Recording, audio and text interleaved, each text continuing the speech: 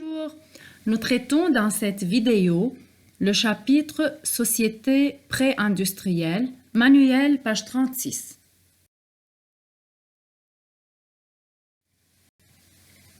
Évolution des sociétés pré-industrielles. Tout d'abord, qu'est-ce que ça veut dire les sociétés pré-industrielles? Les sociétés pré-industrielles ou traditionnelles sont des sociétés plutôt stables, marquées par une extrême lenteur dans l'évolution et le développement. Les sociétés pré-industrielles évoluent sous l'effet de trois facteurs. Comme premier facteur, les ressources et les possibilités du milieu naturel, plaine fertile ou sol pauvre. L'esprit créatif et inventif des membres de la société leur permet d'adopter des outils et des modes de vie pour mieux exploiter le milieu naturel. Les ouvertures et les contacts avec d'autres sociétés et cultures qui permettent des enrichissements et acquisitions mutuelles. Les types de sociétés pré-industrielles. On pourrait regrouper les sociétés pré-industrielles sous 4 types.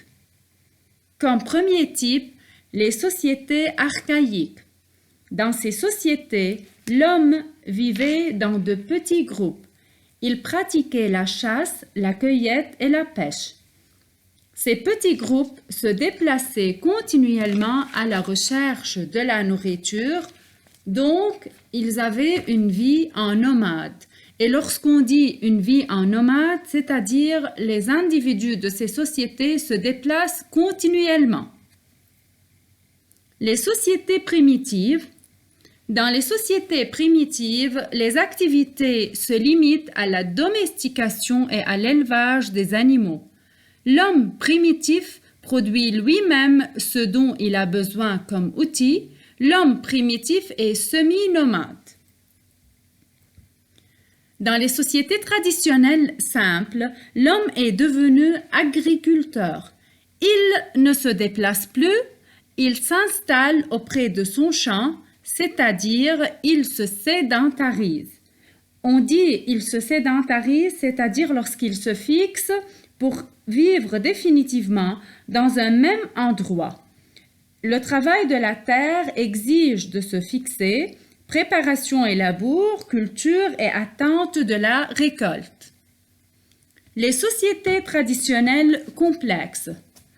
Dans ces sociétés, on va remarquer l'apparition d'une nouvelle forme d'association.